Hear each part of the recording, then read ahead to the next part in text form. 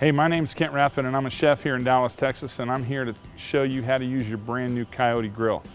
One of the first things we want to teach you is make sure that you get everything set up for a great cookout. So you want to make sure that you line your drip tray with a little bit of aluminum foil. This helps keep it clean and it gives you a really easy way to get everything out of there. About every third or fourth use, you want to change out your foil so you don't ever have a bunch of grease down there. It makes it really easy to clean. If you're hooked up to natural gas, you're good to go. If you have a propane tank, you want to make sure that your propane tank is turned on and full. You don't want to run out of gas in the middle of the cookout. Then we're going to get ready to turn it on. First thing you want to do is make sure you open the grill. You don't want to turn the gas on in a closed grill because that can be a little dangerous. And we're just going to turn the dial on the burners that you're going to want to use, and we're going to flip our starter just like this. Now we got the entire grill set up. So we always want to start the grill about 30 minutes ahead of cooking time because two things happen. Number one, you want to make sure it's plenty hot for whatever you're going to cook. At the same time, like we talked about earlier, you want to give it some time to get any of that carbon off the grill. Of course, we're using a new grill today, so it looks great.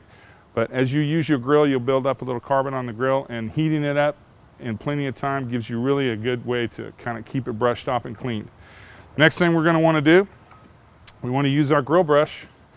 We got a beautiful grill here. It's brand new, so we don't need to worry about that, but you can use the grill brush. Once it's hot, you're going to just simply brush off any of the carbon and make sure it's all really nice and clean. The next thing is, and this is kind of important, we want to oil the grill as well before we cook. I have a little grapeseed oil. If you're using olive oil, stop doing that because it flares up. Grapeseed oil is really good because it's a high temperature cooking oil and it works really well to be able to help clean your grill. We're going to use an old kitchen towel, not one of the fancy ones. Get in trouble for that. We're going to use an old kitchen towel, a little bit of grapeseed oil on here. We're just going to rub this down and just kind of rub the grill. It's just that simple. Now it's time to make one of those critical decisions, and that is how hot is the grill based on what we're cooking. If you're cooking fatty meats like a ribeye or a strip, something fatty like that, you want to make sure that that's got a lot of heat. So high heat is where we want to be on that. We want to really get it crisp. We want to sear that fat. Think a piece of bacon that gets crisp. If you're cooking on medium heat, we're going to be cooking chicken breasts like this, no skin, or fish like tuna or swordfish, any kind of delicate fish like that. Medium heat is great. We don't want it too hot, but we want it hot enough to give it a nice sear. And then if you're going to be cooking things with skin on it, like a chicken breast with skin, turkey, duck breast, you're going to want to use a really low and slow grill. And what I'm talking about there is about 300 degrees, almost as low as you can get that grill. You want to put it on skin side first and let it sit there the whole time, really getting crisp and rendering and getting nice and golden brown, and then flip it right at the last minute, and that'll be the best barbecue chicken you ever had. Let's cook. We got the grill on high. This is going to be for our fatty steaks. We got a strip and a ribeye here we're going to cook. We're going to go right on the sear burner to get a nice sear. Right now, just like that.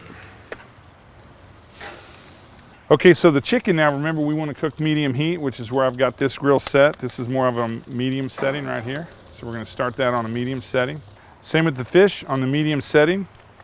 Got a nice piece of tuna right here. All right. Put a piece of swordfish on here, just like that. One of the other things I suggest during the cooking time is to be able to kind of baste with a little bit of grapeseed oil. Want to kind of make sure that we keep everything looking really moist and fresh. It also helps knock off any carbon that might have got caught onto the food.